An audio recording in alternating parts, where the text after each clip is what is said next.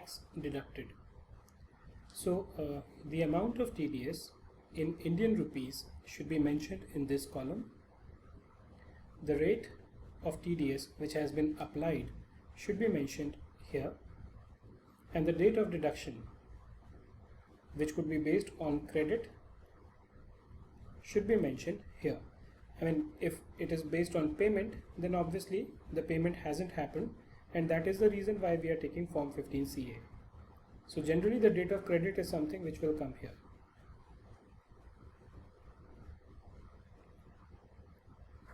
Let's now look at Part B of Form 15CA.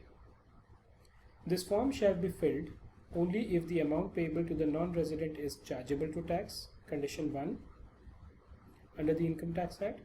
Such amount exceeds 5 lakh, which is condition 2, and the third condition is that a certificate from AO is obtained for lower or nil withholding tax. So the first thing in section A, general information, that you need to put in is the basic details of the payer, like the name, PAN, TAN, address and residential status. We have discussed this in the preceding slides also, so I am going to give a skip to this. I am not going to go through this again.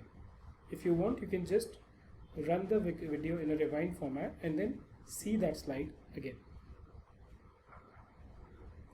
Second, in this column, then the details of the remedy needs to be given, like the name of the recipient, the PAN of the recipient, the address, country, again the country you can select from the drop down menu, the email ID, the ISD code where the phone number of the remedy is available.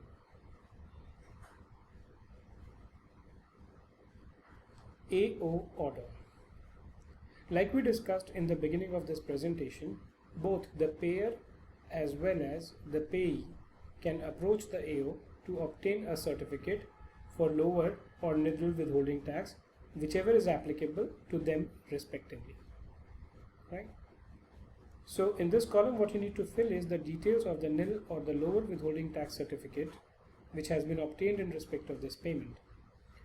Where a nil or a lower withholding certificate is obtained by the payee, then section 195(3) or section 197 should be selected from the drop down list. In this case, what is going to happen is you will have the order of the assessing officer. If you will look on it, you will get under which section it has been issued. Where the certificate is obtained by the payer, then 195(2) should be entered. Other details shall be entered from the certificate itself. So name of the assessing officer, generally it is there on the bottom right side of the certificate. The designation again of the assessing officer who issued the order or certificate is also there on the right side bottom of the certificate. The date of the order is also available, and the order and certificate number is also available. Now this is a unique number which is given to every certificate and needs to be mentioned here. What this is going to do is it will help you or the tax department to map the respective payments, so that when the TDS return is filed by you stating, so if you are a payer and you file a TDS return saying that I have withheld not 10 but 5% on a particular payment because I had this form actually helps you in that particular direction. Part C. So when is Part C required to be filed? It is required to be filed only when the remittance to the non-resident is chargeable to tax and the aggregate amount of such remittance exceeds 5 lakh. Second, what if a non-resident has an option to be governed by the provisions of the Income Tax Act or the DTAA, whichever are more beneficial.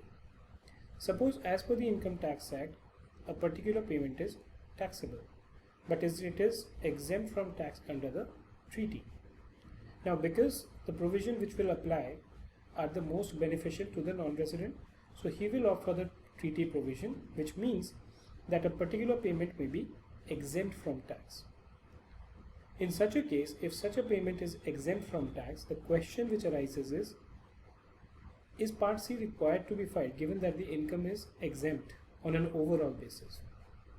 The answer to that is that the reporting shall also be made in Part C of Form 15CA when remittance to non-resident is chargeable to tax under the Income Tax Act, but such remittance is exempt from tax under the DTAA. In such a case, reporting shall not be made in Part D of Form 15CA. You cannot come back and say that because overall my income is exempt, therefore I should be allowed to file Part D. No. If income is taxable as per the Act and exempt under the treaty, then Part C has to be filed, provided the income exceeds 5 lakh. And there is no AO certificate as such. Reporting shall also be made in this part where the payee or the payer has obtained a lower or nil withholding tax certificate and the amount of remittance exceeds 5 lakh. Right?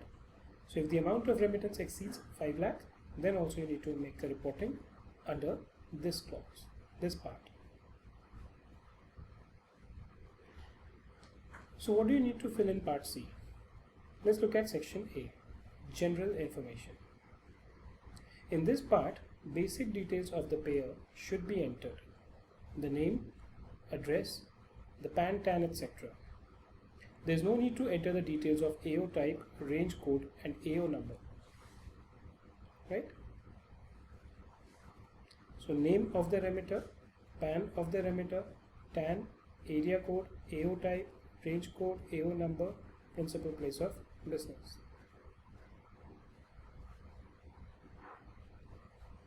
Now, when you come to the next column, which is the status of remitter, you need to put in whether the remitter is a company, firm, individual or other.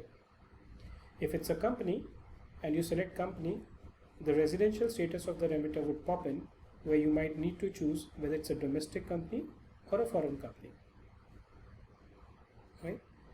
You need to fill in the name of the recipient of remittance and the PAN number of the recipient of remittance if it is available. The other situation could be that the assessee could be either of these three. In such a case, again, you need to select whether these people are resident or non-resident. Right? The name of the recipient of remittance needs to be given here, and the PAN number, if available, also needs to be given here. If the PAN is not available, then you need to see whether the provision of Section 206AA are triggered,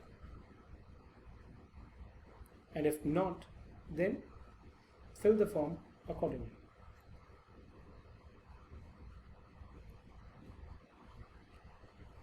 Then the details of the remittee, we discussed this, the name and the PAN, the address of the recipient of remittance, that needs to be given. His email ID, the ISD and the phone number also needs to be given. Right? The other details would be auto-filled from Form 15CB. So if you've already obtained Form 15CB, you need to upload it with this particular Form 15CA, and a large part of these details will get auto-filled. Now in this part, we need to enter the date of certificate of Form 15CB and certificate number of Form 15CB. The other details should be auto-filled from Form 15CB. So this is what you need to mention: the name of the accountant who's signing the certificate, or the name of the proprietorship or the firm of accountant. Right? The registration number, the date of certificate and the certificate number needs to be given as well.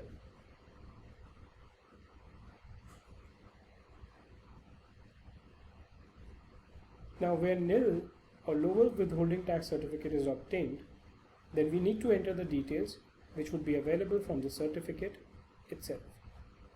Okay? So you need to mention whether you've obtained any certificate under 195.2, 195.3 or 197. If no, choose no. If it is yes, choose yes from the Dropbox menu. If you choose yes, the next thing is which is the section under which the order of the certificate has been obtained, whether it is 195.2, 195.3 or 197. That needs to be mentioned here.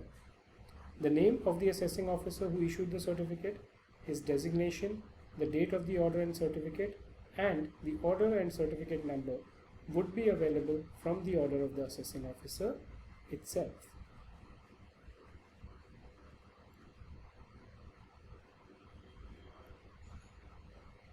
Again, in this column or the section B of part C, all the details in this column will be auto-filled from form 15CB, and we need to enter only the amount of income which is liable to tax in India in case of business receipts.